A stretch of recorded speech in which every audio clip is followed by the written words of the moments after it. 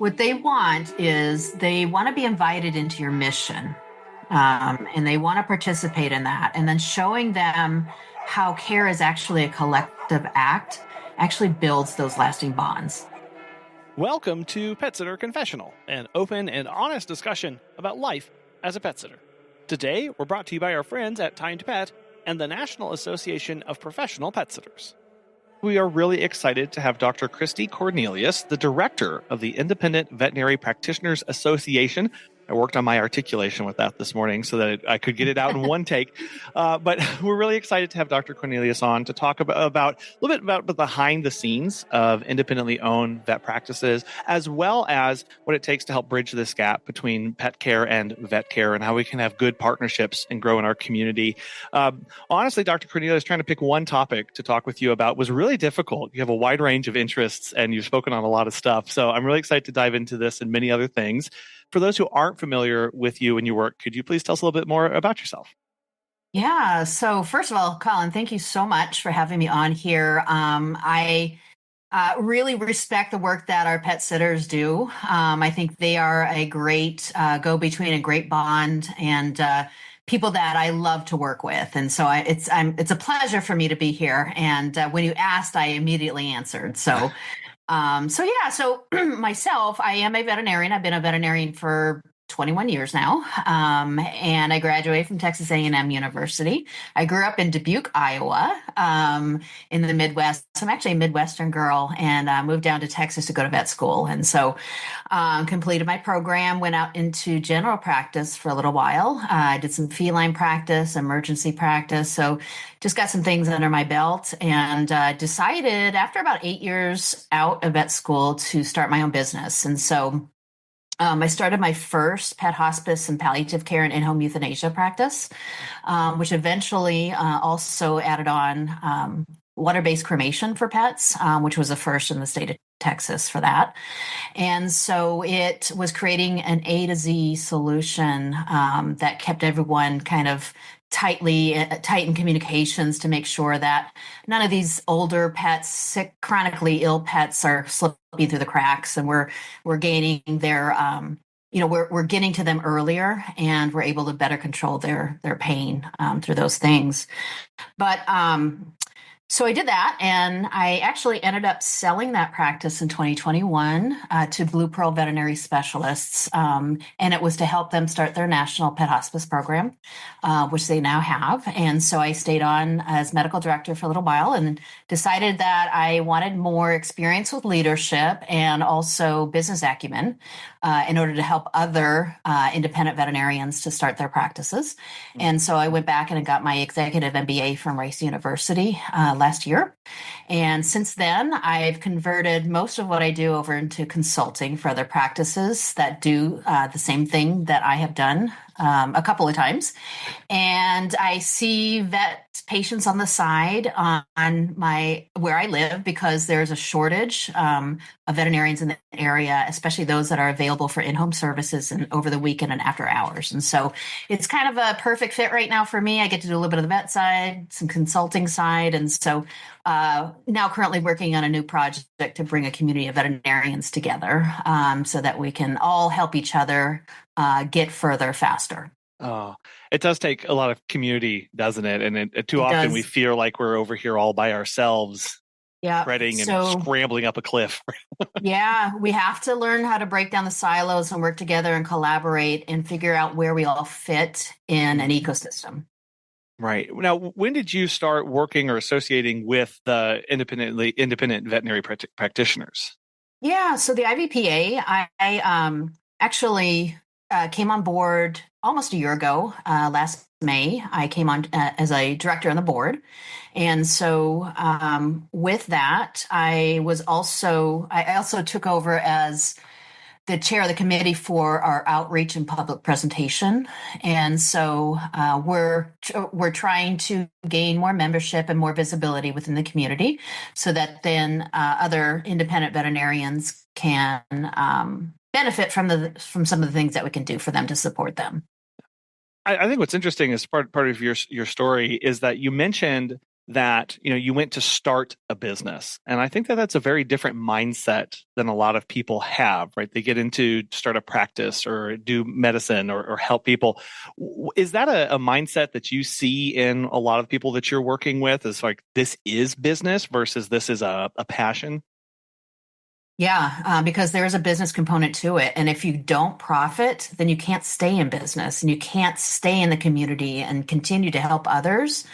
And it's not being profit focused, it's being people focused, it's being pet focused, but still also asking to be compensated for your time and expertise is really valuable, and it's just an exchange of value between two parties. And so with that, always best to focus on your audience. Yeah, serving them first. I know a lot of times when people ask, well, what do we do? Right? They think we're going to say, like, for us, we walk dogs, or we take care of people's pets and cats. And really, we've had to work on our mindset of, no, I'm serving people. I'm serving people. I don't know about you. You let me know. I've never been called by a dog needing help, and the cat's never helped pay for the thing at the end of the visit. It's always a person who's got fears, concerns, anxieties, past experiences that they're bringing in here that we're working with. And so we're a lot more of a people business than people really expect. Yeah, absolutely. And on top of that, pet sitters, they have to understand their value, and they have to understand how to communicate that value, because what you guys really are doing is you're allowing these pets to have better quality lives for a longer period of time. You allow the pet parents to go out of town and have a break from caretaking. They can feel completely trusting in you and taking care while you're partnering with the veterinary care team in case something happens. And so in essence, you're not just walking dogs, you're helping dogs and cats lead longer, healthier lives. Right. Yeah, and we get to do that, right? And those partnerships are really a big part of what we get to do, because the owners do rely on us to have those connections, to have those bridges that we've built, and we're maintaining those within the community, so that when they call, if they have that request, they can just trust this person has it completely handled. And that really, it takes a lot of work on our end to be reaching out, to be communicating, all of that stuff, just so that something so quote unquote simple can happen, right? Like it really is an immense amount of stuff. It is. Yeah. It's all about communication. Yeah. Now, as far as independent veterinary clinics, I was curious, from your perspective, what are some of the challenges that you're seeing them facing? Yeah. So right now, we're kind of grappling with workforce shortages, rising costs for us as business owners, increasing pressure from corporate groups that have deep financial backing. We as owners, we're stretched thin. We've got to handle HR and marketing and finance and clinical work on top of it, and so we sometimes lack some of the system support that is available in larger companies. But, we do our best to be creative, and we try to get more with less. And so, and really the effort is to try to keep the soul of our practices while we're doing it. Mm.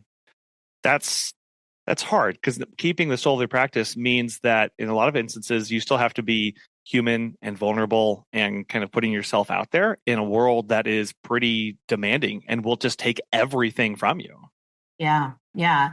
And what a lot of people don't realize is that, we have this internal struggle that we, deal with every single day. And it's difficult to kind of figure out, where the happy medium is, and, services offered and cost involved with it. So, but we as independent veterinarians, obviously, we have our community in mind. We have the pet owners in mind. We have the pet's best interests in mind as we make decisions. Yeah, I know in our little town that we live in, there's only one vet clinic. It's independently owned, and it's the only emergency vet clinic. And it's interesting because I know the community just loves this clinic because of the services that they offer. But I know as a business owner going, that costs them a lot from the personal side, being on call 24/7 as the only emergency vet. They don't get a life. They don't get a break. They don't get to step away because they're doing that for the community. So that tension between what can I provide versus what should I provide, and the pressures it places on you as the business owner, really is something you've got to How do you help people walk through that tension? Um, you know, I'm sorry, I'm going to stop here for a second. Sure. Sorry. Can you ask that question again? Sure. Just how would you help somebody walk through that tension between knowing they can offer all these services to serve a community that the community loves them, but knowing the personal costs that has on them in their life? Yeah. So one of the things that I encourage is, delegation and outsourcing. And so, there are support services out there to help us in different ways, but also, depending on people like pet sitters and caretakers, that can take some of that burden away from us as the main caretaker in a pet's life and a pet's parent's journey. But yeah, outsourcing some of those things makes it easier and it drives, community and collaboration. And I think it's just better for the greater good. And so if we kind of get away from thinking that we have to do everything and sharing everything instead, I think it just makes a better world for everybody.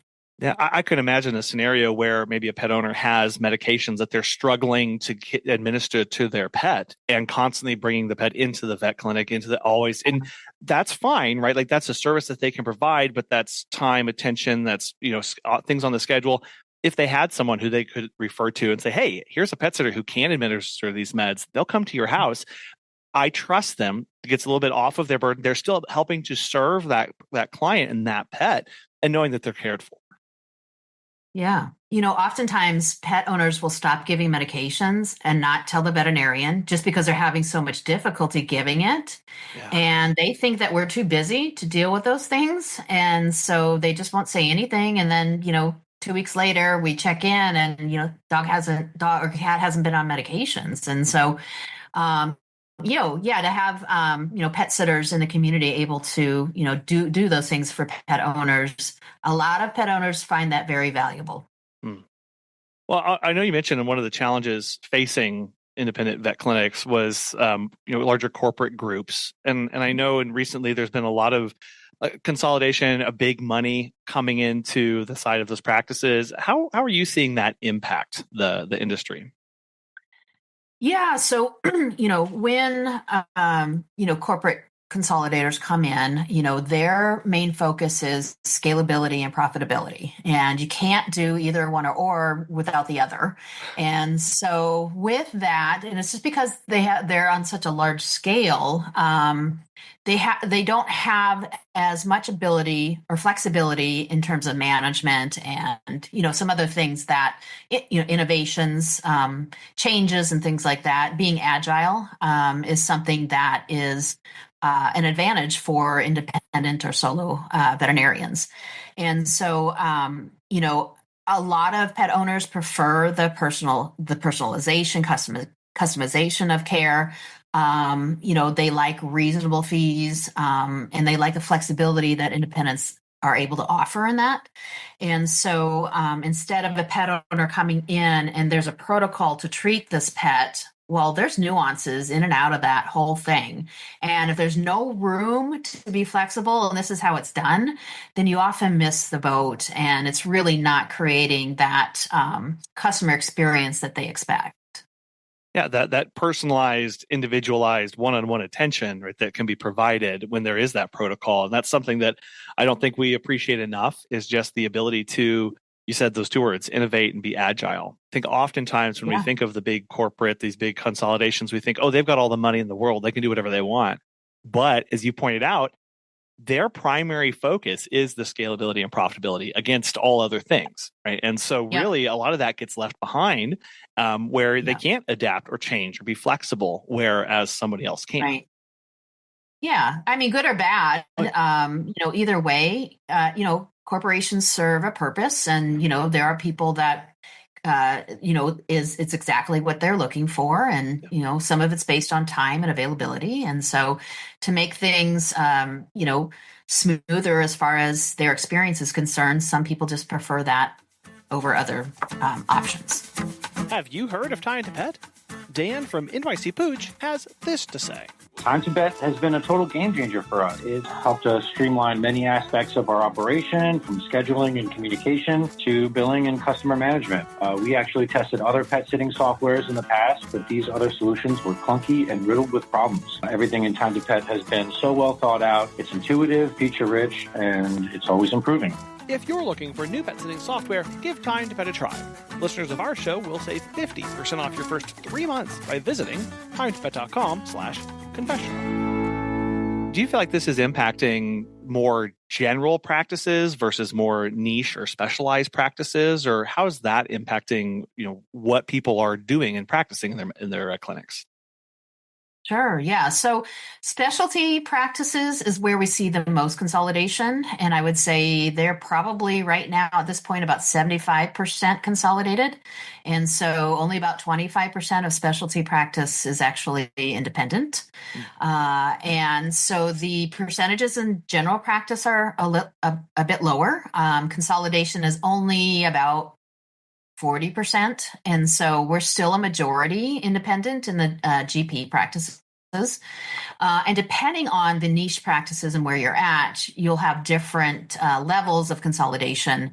My particular niche I was in, which is end-of-life pet care, is very tiny portion that's consolidated. And it's because it's such an evolving niche that it's hard for these big corporations to take the time and the resources out to figure out how these models work and how to make them efficient. And so that allows us as independents to try to figure that out and gives us some room and some time to do those things because we're better at it. Yeah. And I think, that may be surprising to some people as far as usually when we think consolidation, it's going to happen around the kind of commodity, the more generalized practices or services. But to see that it's happening in the specialty services, really, is that just because, there's more profit there, or it's easier to do because it's a smaller problem set that they're dealing with?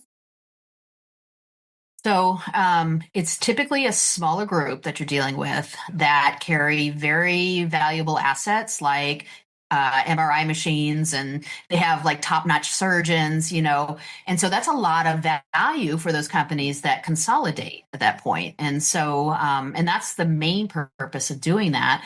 And these practice owners that are in specialty that end up being acquired are not in position financially to continue operations into the future.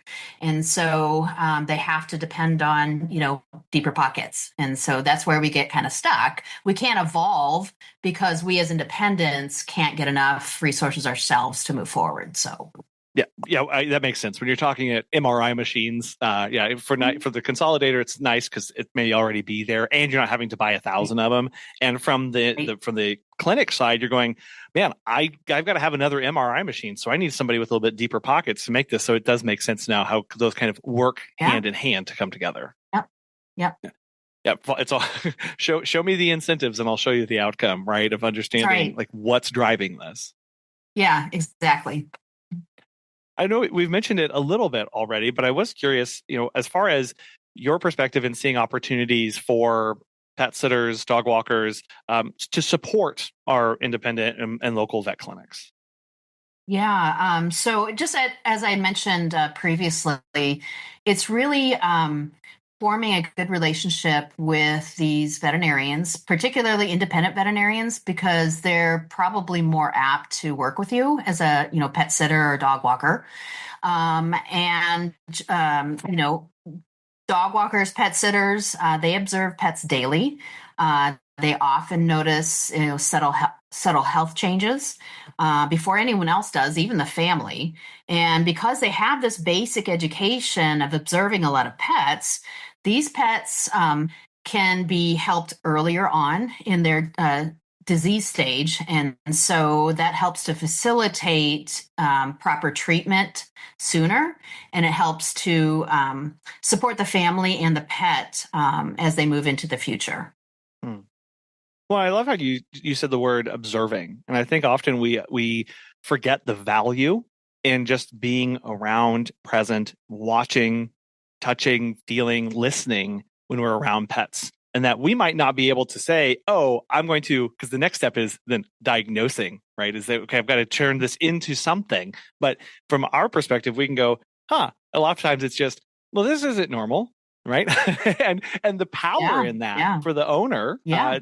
and the pet to just have somebody say, Yeah. that shouldn't be doing that, right? Not typical. Yeah. Right. Yeah. You should get it checked out. And, it ends up being a differentiator for both sides. And so if you're at home observing pets in your position as a pet sitter, if you are documenting everything and you're writing down, what the dog or cat is doing, if they ate or not, what their demeanor is, how active they are, if they're limping or not. If you keep track of those things, it's very simple. You can have a template for you and be able to actually share that information digitally, both with the pet owner and their veterinarian.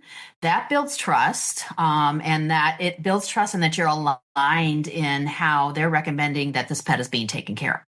Right. Yeah, those report cards are really invaluable, where in one instance, we often think of it as, oh, I'm giving peace of mind to the owner, letting them know how their pet's doing. But all of a sudden, if you really look at it from like a charting or observation perspective, if this was a long-term study of this pet, you've got daily observations of all of these facets of who they are that you can look back on and go, oh, that's okay. Well, a couple months ago, actually, we were seeing this. And I think that's definitely an underutilized aspect of what we can bring to the table. Yeah.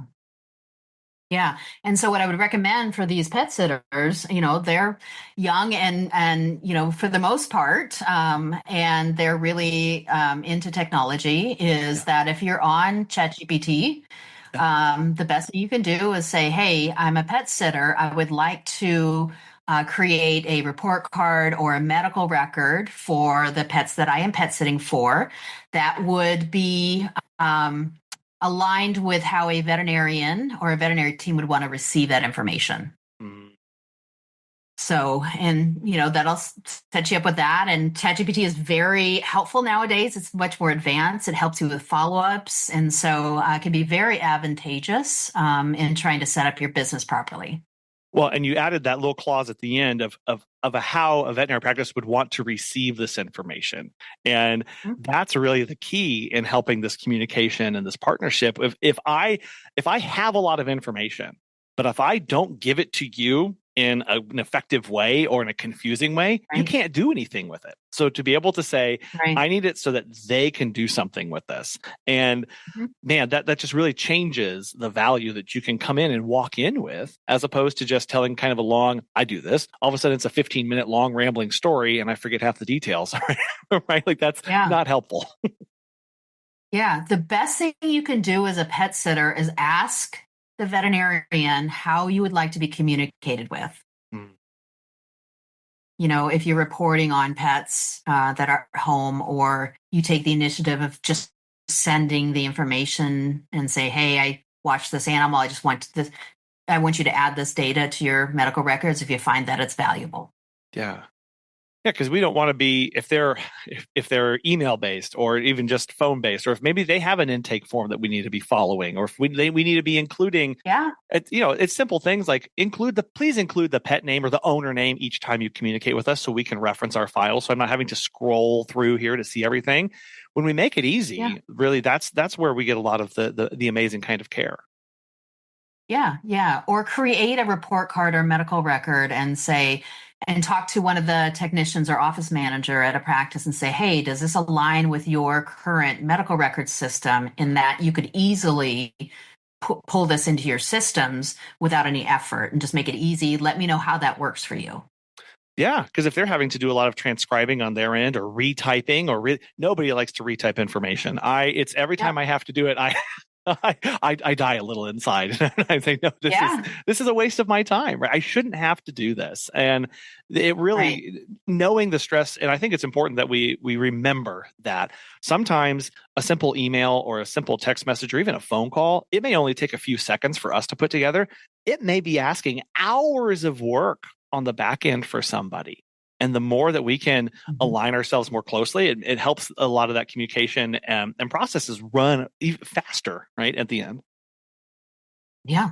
Yeah. So you want to try to create a seamless experience for everybody that you can. Right.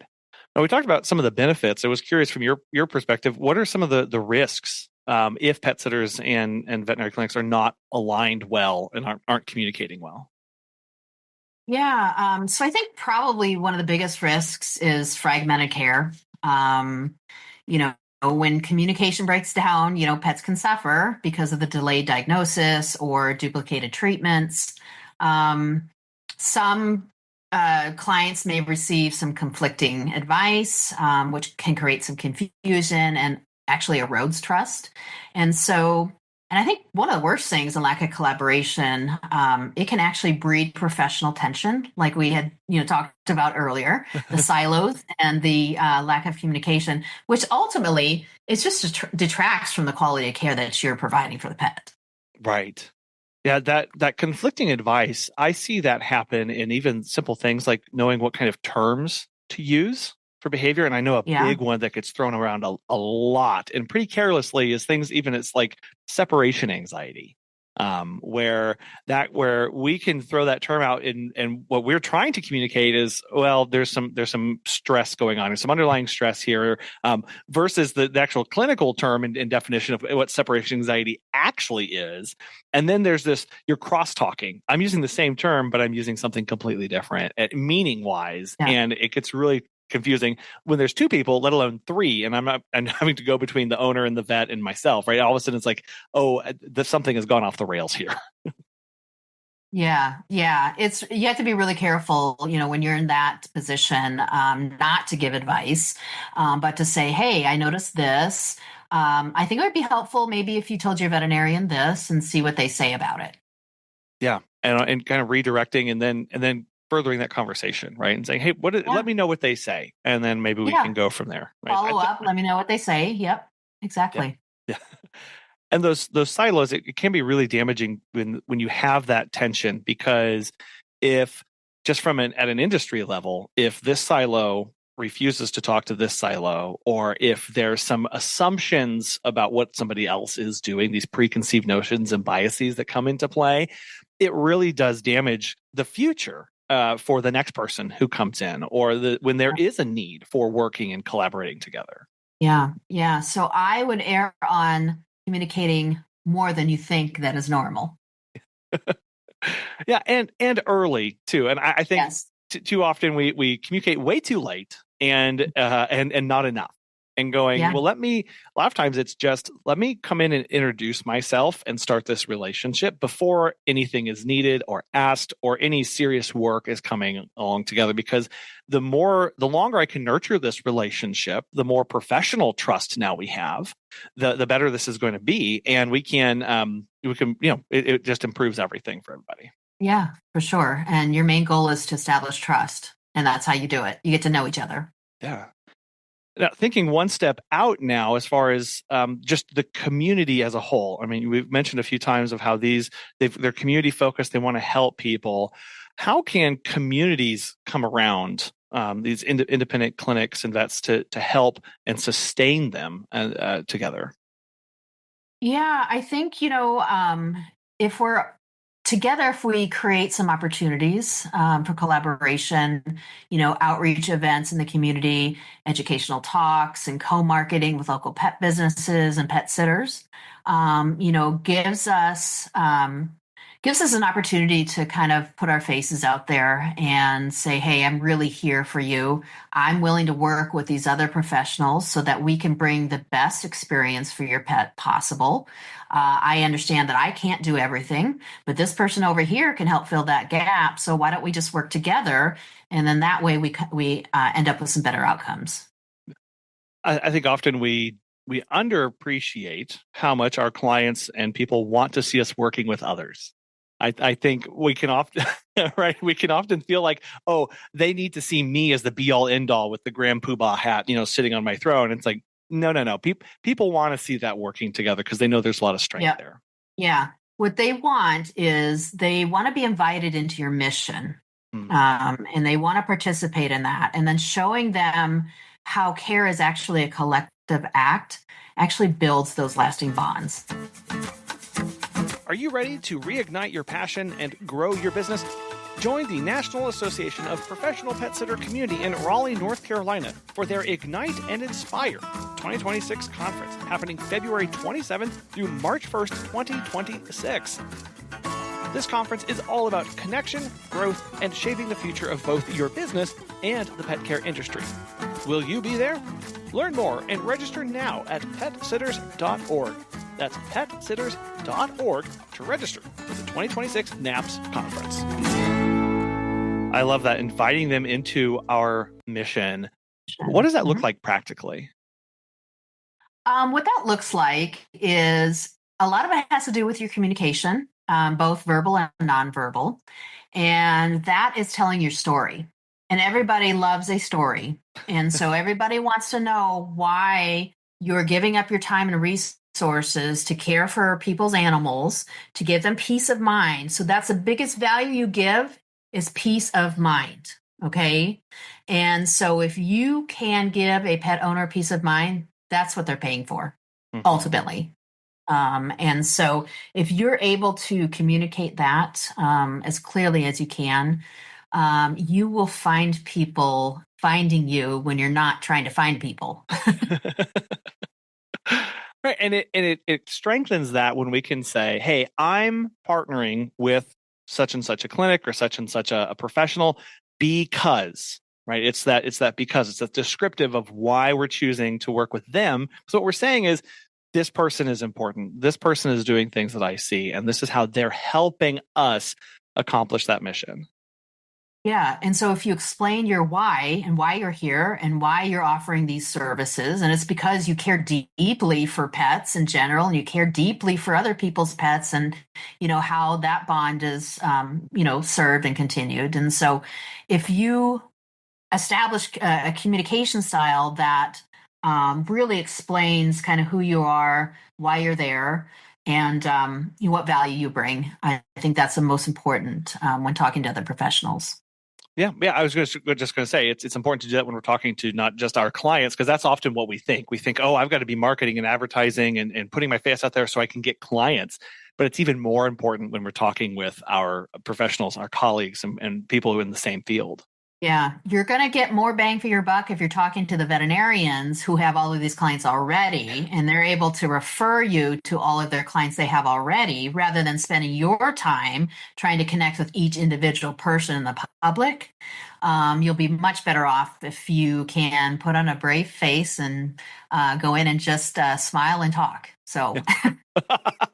Well, so how about some advice on that, Dr. Cornelius? How do we make that first connection? Because many people are, it can be really overwhelming. We get a lot of imposter syndrome. Who am I to do this? And oh, look at them. What's some practical ways or some good ways we can make that first introduction in a good, positive light? Yeah, sure. Well, first of all, I would probably make sure that you have some business cards or, brochure or something like that you can leave. Show up more often than you feel comfortable with, because it doesn't matter. And make sure that you're talking to different people on the team every time you come in. And just say, hey, I am so-and-so. I offer these services to our community. I think it would make a lot of sense for us to be able to work together and create win-win situations for everybody involved, because it helps to, bring clarity to a process, and it helps us to bring the best outcomes to, pet care and quality of life that we can by working together. Because I'm able to observe this pet, out of hours, and I'm able to catch some of these things early. And so, that and should signal to the veterinarian, hey, that helps me in my business, because these pets are actually coming in and seeing us for problems, right? Yeah. And so, just thinking about win-win combinations that would benefit both parties. That's what you want out of that conversation. Okay, what can you do for them? Yeah.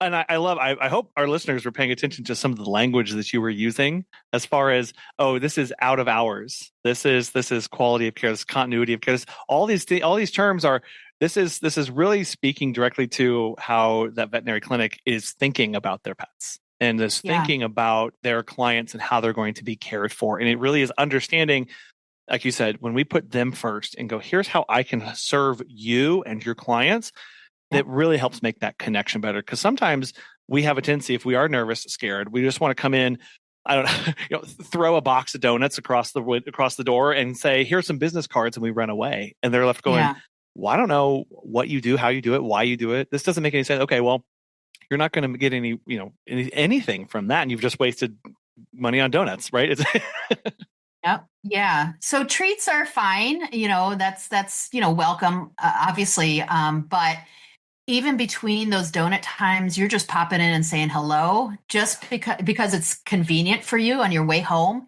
Pop into these clinics and say, hey, I was just in the neighborhood, thought I'd just say hello, seeing how you're doing, seeing if maybe you have any clients that might need some pet sitting coming up. Those sorts of things is what helps you to kind of to get going there. Yeah, and explaining what you do, because I've found that Megan and I have been in business for coming up on 13 years, and so it's quote unquote obvious to us about what we do and how we do it.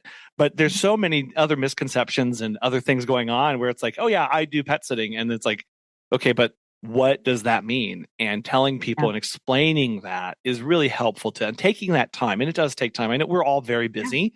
We're not asking for an hour and a half sit down and consultation. It's a couple minutes. Right. But those are people that also need your services. Veterinarians go out of town. Veterinary technicians go out of town. Office managers go out of town. They want somebody that they can depend on and not have to ask their, coworkers if they can do it, for free, right? Because there's always pressure there. But to have some outside help and beyond that, if you establish a good trusting relationship with a veterinary clinic, is that those pets that you're pet sitting and those owners will go back to that veterinarian and say, I'm so glad that you referred this pet sitter to me, because let me tell you what. And that builds so much more confidence in what you do, when you do it that way. Yeah. Having it come back, right? Because we often forget when we get a referral or recommendation from a veterinary clinic and veterinary professionals, they're kind of putting their reputation on the line for us to give our name to somebody. Yeah. And that's not something we should take for granted or take lightly. Anytime somebody passes our name to somebody else, that's a big deal for them. It is. And we have to view it as that way. And we have to, be cognizant of, some of the liabilities involved, if we, lack the communication and things, start to fragment, right? So we always, like I said, we always want to maintain professionalism. One of the topics that I know that you've been talking about more recently, and you've even brought it up so far, is things about ChatGPT, AI technology. How are you seeing this improving client experiences and in running a business? Yeah. So as far as vet clinics are concerned, we're seeing a lot of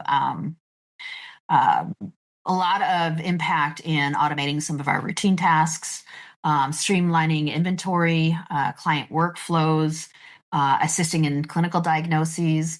And so, I think AI right now is kind of a what I would call a force multiplier. And what I mean by that is that it's a human and AI working together, which creates more efficiency. And those people that learn to work with AI, you're going to be better than those people that aren't working with AI. And that's going to give you a huge advantage. When you start utilizing those tools, and you also demonstrate that you have the skills to utilize those tools, because these veterinary clinics are going to start having these tools that if you've got, something that integrates with their AI system, that would be perfect, right? So there's all those opportunities there, and the more that you can educate yourself and get yourself used to some of these things that are coming out, the more opportunities you're going to have as a pet sitter or dog walker moving forward. I think many people immediately jump to, oh, this is it's going to take away work. It's going to make things, and I just have to remind everybody of as an independently owned small business owner, there's enough work for probably 1,000 people, and anything that we can do to take just a little bit off of our plate actually opens up more time to do the more meaningful work that we want to Yeah. be doing anyway. To make connections and innovate as a team, it gives you time to do those things so you can move yourselves along. And Yeah. so to take advantage of that is what we should be doing and seeing it as a great tool that's going to be very beneficial for us moving forward. Yeah, you mentioned managing inventory and these client workflows. It's right. It's did I really enjoy counting all the little bottles and counting all the little thing? No, I didn't enjoy that at all. Now I don't have to spend as much time doing it, and I can go instead, team building or more education for me myself in some way. Yeah, exactly. So As far as I know, the industry has been changing a lot. What are some trends that you're seeing that you think more people need to be paying attention to? yeah. So, especially in pet sitters and dog walkers, it's this rise of decentralized care. And what I mean by that is we're seeing more mobile practices, we're seeing telehealth opportunities, and we're also seeing home based services. And so I have worked extensively with pet sitters on my patients because my patients need an elevated amount of care. And, geriatric pets with terminal ill diseases that, diabetic cat needs insulin every day. These, dogs and cats with, kidney disease, cancer, heart disease, they need their medications or they could be very unwell within a day, and so I would encourage pet sitters to reach out to geriatric care specialists, end of life specialists, in home euthanasia providers, those sorts of people that come in contact quite frequently with a geriatric age population. And so that we'll see some benefits there. Also, something that would also coincide with pet sitting and moving forward is our ability to monitor pets' health through wearables and smart diagnostics. And it's called the Internet of Things. And so these wearables, you could also, if you're a pet sitter, come in and jot down the data for the owner that's coming through the system. And that would be something that you could take off their plate and would give us a good concrete understanding of what may or may not be going on in their pets. And so that would be another opportunity possibly for caretakers in the future. I think integration of mental health awareness in us as human beings and caretakers, both pet sitters and dog walkers and groomers and, everybody across the spectrum. We all we're not just veterinarians, we're not just pet sitters, we're not just dog trainers, right? We are mostly human beings that have things going on beyond us, and a lot of it's beyond our control.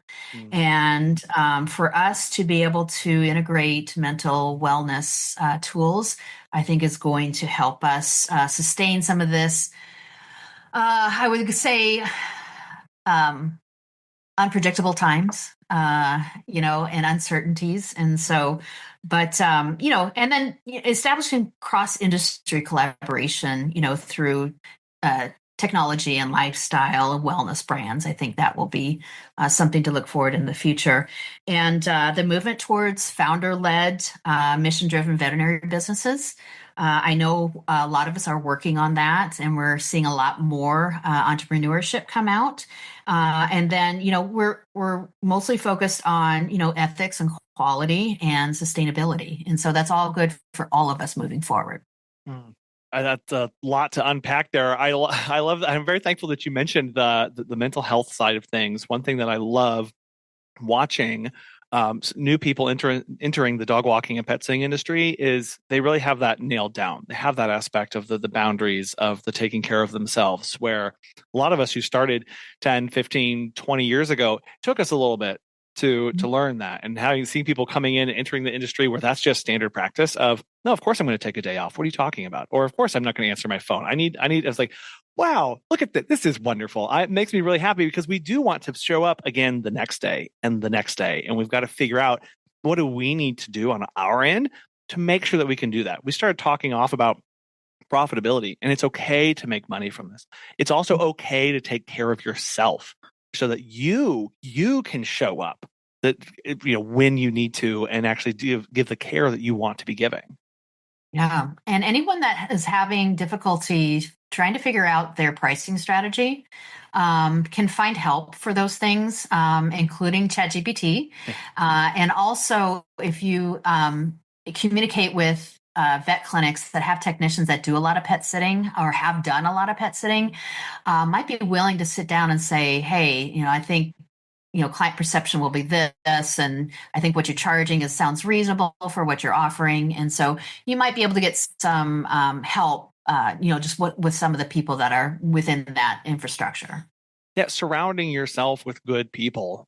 We often feel like we've got to go this alone, like there's nobody who understands what I'm doing or how I'm doing it. And connecting ourselves to people within the industry, also just with business owners as a whole. I've gotten so much value over the years talking with insurance agents and car salesmen and repair crews and whatever like there's a lot of insights there and a lot of value to go, wow, I never thought about it that way. Let me see what I can do in my business. And then talking with people within the industry because they get it. And sometimes the best thing that we can do is have an ear to talk to and to complain to about things. Let's be honest, right? Yeah. And you would be surprised. I would be thrilled to have, a pet caretaker, pet sitter, dog walker come into my clinic and say, hey, doctor, if I can get 5 minutes of your time, tell me what your favorite coffee is. I'll bring it to you and just give me a few minutes of your time. Let me tell you how I can help you and your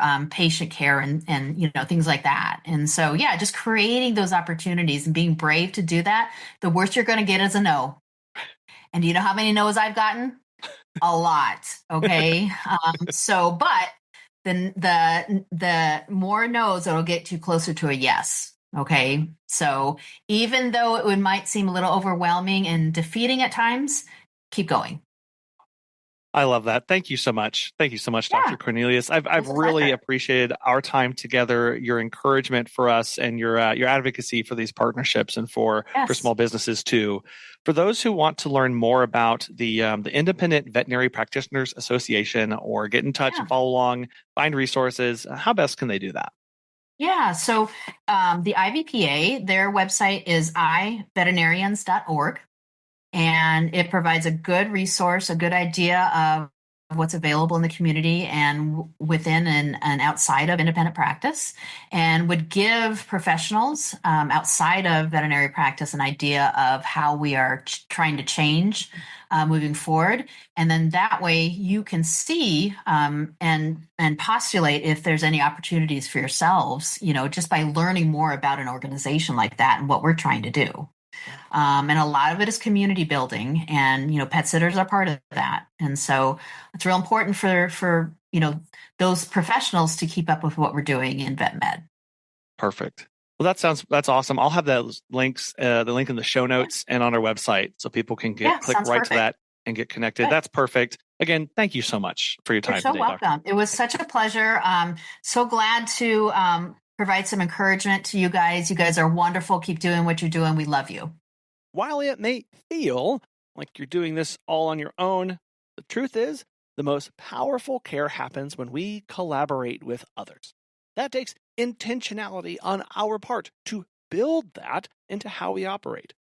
Pet parents are craving this kind of connection and clarity. They want to know that their pet professional, their vet, and everyone involved in their pet's life are all on the same page and working together. When we open the door to cooperation, we don't just lighten our load, but we build bonds that benefit the pet most. So invite others into your mission. That's truly where the magic happens. We want to thank our sponsors today, Time to Pet and the National Association of Professional Pet Sitters, for making this show possible. And we really want to thank you so much for listening. We hope you have a wonderful rest of your week, and we'll be back again soon.